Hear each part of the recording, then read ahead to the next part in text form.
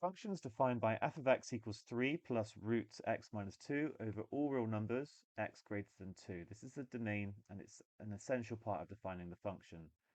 State the range of f. So that's all the different y values essentially.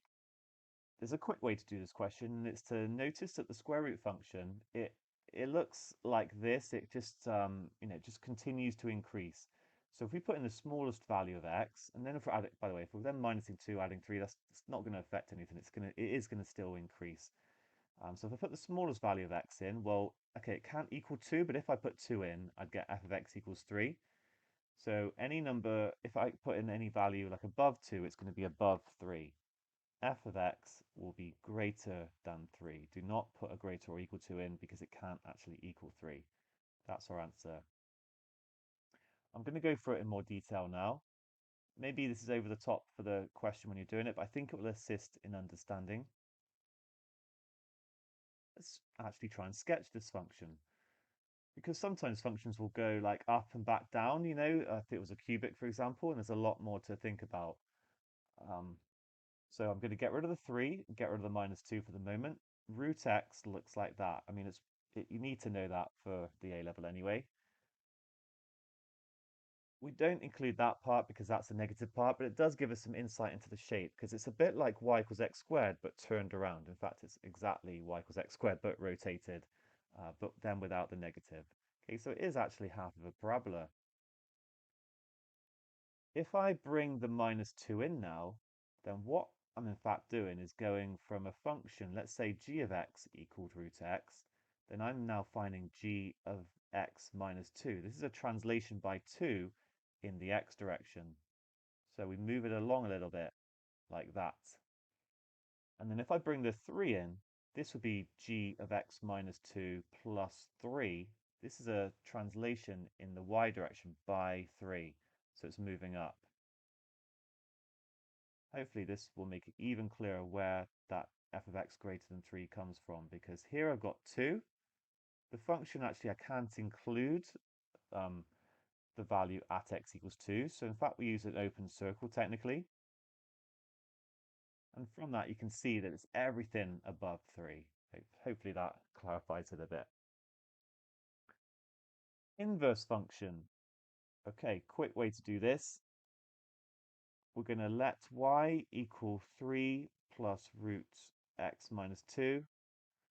And we're going to make x the subject.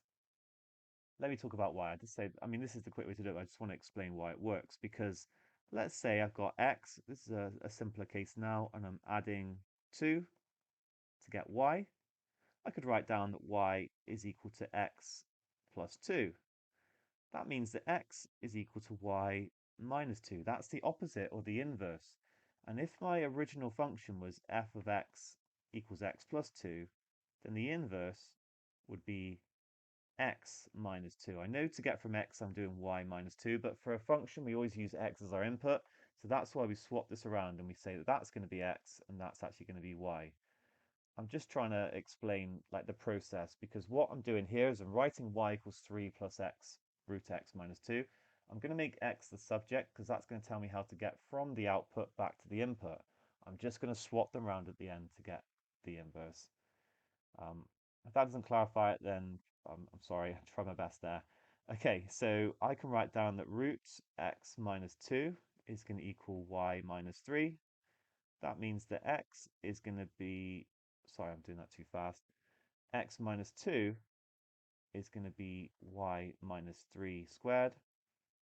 And then x is going to be y minus 3 squared plus 2. I just need to now write it as the inverse and replace y by x because I want to have an input to my inverse. We always use x. So there we go. Now there's one other thing I need to do because it's not enough to just write that down. I said right at the start, we need to also have a domain to define a function that will be expected here. Now, when you have some values, so let's say my domain of my function down here are 1 and 2, my range would just be 3 and 4. Those are the only values that I could possibly get because I'm only allowed to put in 1 and 2. Going back the other way, the domain of the inverse would then be 3 and 4, because they're the only ones I can use going back the other way. And what I'm trying to say is the domain of my inverse is the range of my original function, essentially. So just to finish this off, we need to say that x has to be greater than 3. Because for the range of the original one, we had f of x is greater than 3. This is quite a technical topic, of course, but those are our answers to the first two parts. Now given a new function, g of x is 15 over x minus 3. It's defined over all real numbers, but x can't equal 3 because you're not allowed to divide by 0. This is actually a natural domain. Actually, the original one was a natural domain as well. Sometimes you restrict the function. I'm not going to go into more detail on that here. So g of f of 6 is going to be, okay, we can actually find out what f of 6 is. Just put 6 into that starting one. It's going to be 3 plus root 4. It's going to be 5. So actually we want to find g of 5. That would be 15 over 5 minus 3, or 15 over 2. I could leave it as a fraction or write it as 7.5. There we go, that's our answer. And then finally, find the exact value of the constant a for which this is true. Okay, let's find out f of a squared plus 2. I'm going to write it in full, I think, to start with. So 3 plus root a squared plus 2 minus 2 is going to equal g of a, that's 15 over a minus 3. Actually, the 2's and the minus 2's cancel. The root a squared just becomes a, so I've got 3 plus a equals 15 over a minus 3. I can multiply both sides by a minus 3. All right, this is a plus 3.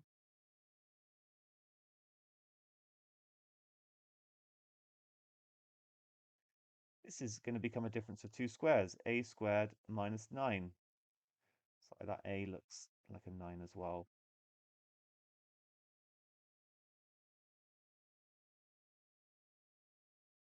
Equals 15. So then a, or a squared, is going to be 24. A is plus or minus root 24. Now we just need to check whether both these solutions are correct. And actually the question is sort of hinting that this is not the case because it says find the exact value. There's no problem in putting plus or minus root 24 into the left-hand side of here. We're going to get f of 26 in both cases. But what we can see is the function is going to be positive.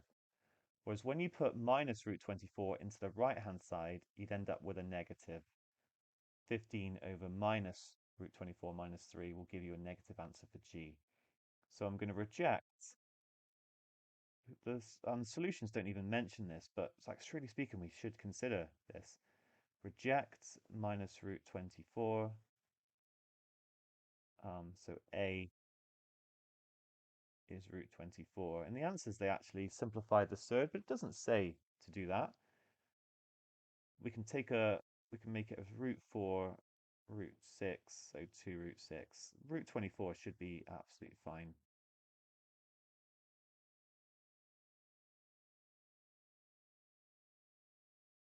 And just to say again, we reject minus root 24 because this would give f greater than 0, but g less than 0.